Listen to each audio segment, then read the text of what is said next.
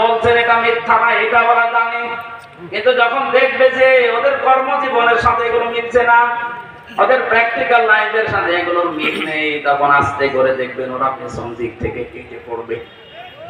এই আয়াতটা আমি বানালাম, হ্যাঁ, ১৫০০ বছর আগে নাযিল হওয়া এই আয়াত আমার মনে হচ্ছে এই মাত্র বাংলাদেশ থেকে নাযিল হচ্ছে।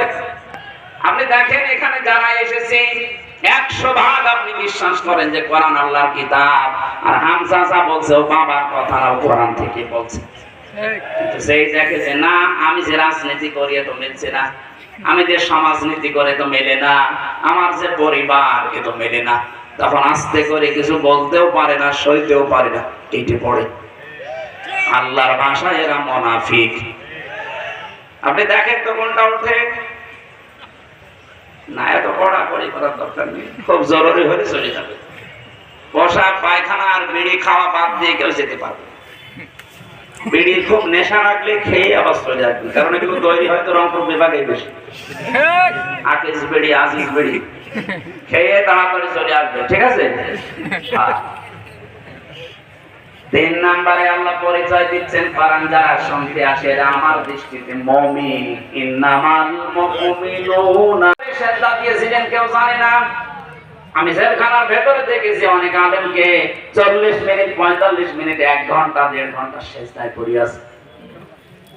মাওলানা মামুনুল হককে পেয়েছিলাম, আমিরে জামাত ডাক্তার শফিকুর রহমানকে পেয়েছিলাম।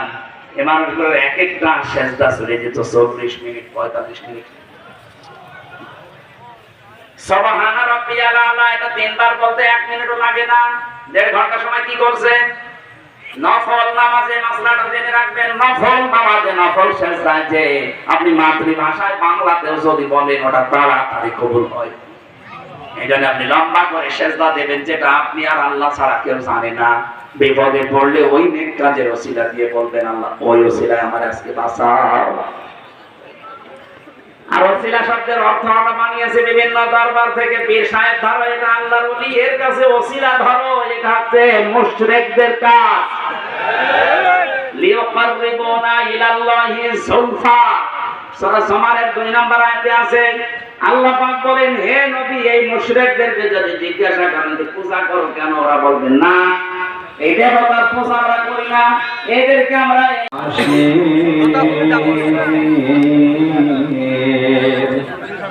এরা বসেনি তো আমি যে মোহাম্মদ হৃদয়ে মোহাম্মদ। আলহামদুলিল্লাহ। ক্যামেরা যারা দায়িত্বে আছে বসেন, কেউ বসেন, আর আপনারা আওয়াজ বন্ধ করেন না, কথা বলবেন না।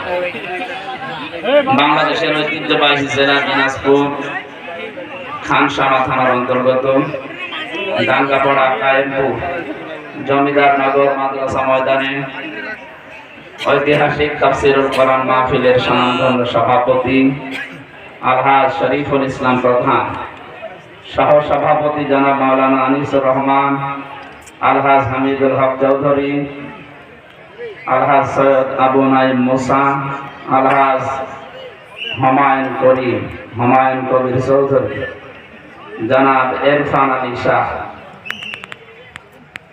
আতালাল্লাহু উমরাহু ওয়া বারাকাল্লাহু ফি হায়াতি, বলেন আমিন। মাহফিলের বিশেষ মেহমান আপনাদের এলাকার সন্তান জনাব মাওলানা হারুনুর রশিদ, বিশেষ আলোচক হাফেজ মাওলানা আল আমিন, প্রধান অতিথি হিসাবে উপস্থিত আছেন আমাদের অভিভাবক, সর্বজন শ্রদ্ধাভাজন ব্যক্তিত্ব বিশিষ্ট রাজনীতিবিদ জনাব রবিউল আলম তুহিন ভাই, অন্যান্য সম্মানিত ব্যক্তিবর্গ, যত মানুষের নাম দিয়েছে একটা একটা করে নাম বলে দোয়া করতে গেলে আরো 10 মিনিট চাই, একবারে দোয়া করে দিলাম।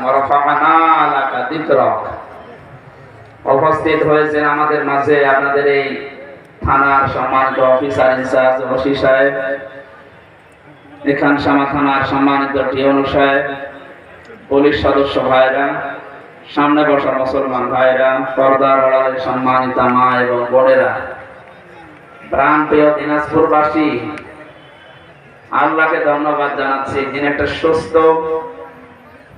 এবং মুক্ত জীবন আমাদেরকে দিলেন। কিচ্ছু লাগবে না, নিয়ে যাবেন। ব্যাগ নিয়ে ভলেন্টিয়ার ভাইরা চলে যাবে, কেউ বাদ যাব না। আল্লাহর রাস্তায় প্রত্যেকেই আমরা দান করব। যদি নিজের পকেটে না থাকে পরের পকেটে দান করব, দুইজনই সওয়াব পাবো। সিগারেট আর বিড়ি বাদ দিয়ে যা আছে আল্লাহর রাস্তায় দিয়ে দেবো ইনশাআল্লাহ। তোমার বান্দা কি না, লিটন চেয়ারম্যান 6 নম্বর না? চেয়ারম্যান সাহেব কই এদিকে আসেন তো। চেয়ারম্যান সাহেব একটু হ্যান্ডশিপ। মাশাআল্লাহ মাশাআল্লাহ। যারা আজকের মাহফিলের জন্য আপনার একটা অ্যামাউন্ট আমরা দেব। আচ্ছা, না দিলে ঠিক আছে, আল্লাহ কবুল করে নাও, বলেন আমিন। আল্লাহ দেওয়ার জন্য আল্লাহ মন মানসিকতা তৈরি করে দিক, বলেন আমিন। আজকে একটা বক্তৃতা দেখলাম, এক আল্লাহর বান্দা ভাইরাল হয়েছে। উনি বলতেছে আমি আল্লাহর কাছে ক্ষমা